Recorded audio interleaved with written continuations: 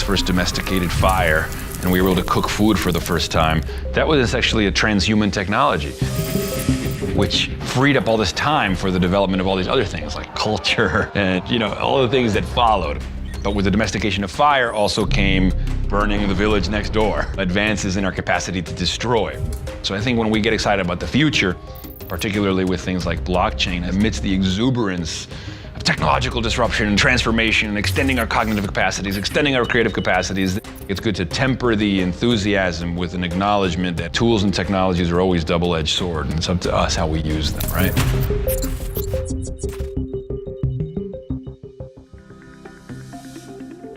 The interesting thing about blockchain evolution coming on the heels of the internet revolution or evolution is that they're really part of the same thing.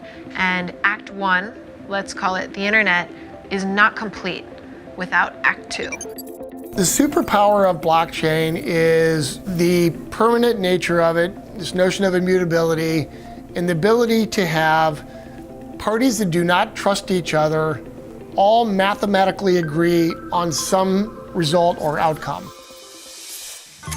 Let's say you and some buddies are getting together for a poker night.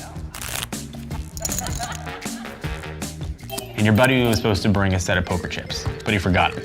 To get together with the guys doesn't happen often, so you're not gonna cancel the game. Everybody takes out a sheet of paper and you say, listen, we're gonna assign poker chips, and every hand that we play, you're gonna record it on your sheet of paper. And at the end, make sure everything matches up. Not assuming anybody's cheating, but the more people we have playing, the more accurate our system will be. That's essentially what the blockchain as public ledger is. It's just people keeping track of different transactions. Different networks in society have different values, and the beauty of blockchain is the programmability. So blockchain brings software to monetary tools, to ledgers, and to databases, and allows us to program truly whatever we can imagine into the governing code of these applications. I fundamentally find the impulse behind distributed ledger to be a very humanitarian impulse. We can actually trust people themselves to handle their exchanges of value. Trust is a really interesting concept. In the digital world in which we live, there are lots of currencies that are not cash.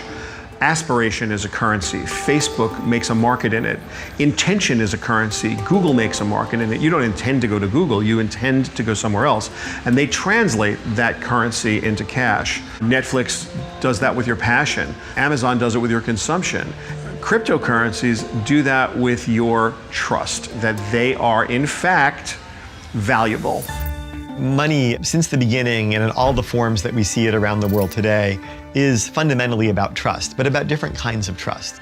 For certain kinds of objects that function as money, really the kind of trust at issue is interpersonal trust. The thing with money is it's never just paper, right? It's always got that institutional authority behind it. It's always got those interpersonal relationships behind it that, in a sense, subtend its power, its economic power, its political power, and its heft in our society.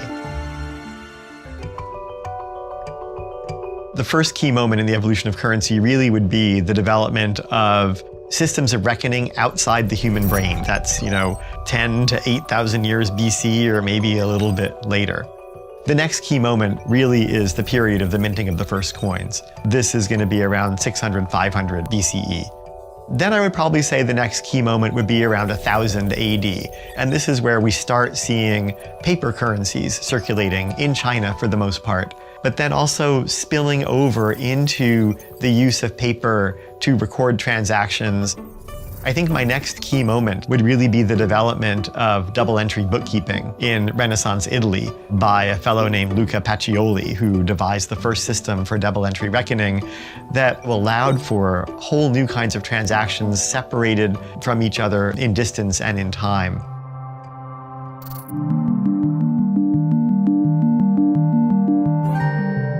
And now we enter what I believe is the most exciting era of money. And this is the era where money comes from the people. When money comes from the people, we have a completely different paradigm.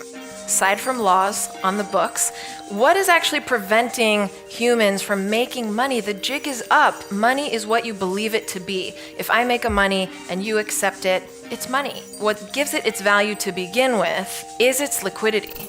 A liquid currency is a valuable currency. An illiquid currency is play money. And this liquidity is the lifeblood of a currency. There are a couple of really important things about cryptocurrency and blockchain that I think that we all need to kind of come to grips with. The first is that they have reopened some questions that I think most people thought were settled around the nature of money, around political authority, around interpersonal trust and trust in institutions.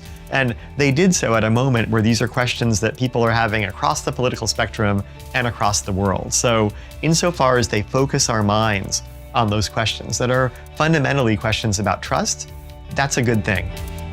Things are leaning more toward transparency. Things are leaning more towards lowering the barrier to entry. Things are leaning more towards empowering individuals to be able to connect and communicate and enterprise with one another. Maybe blockchain can be an amplifier to help us realize that kind of a world.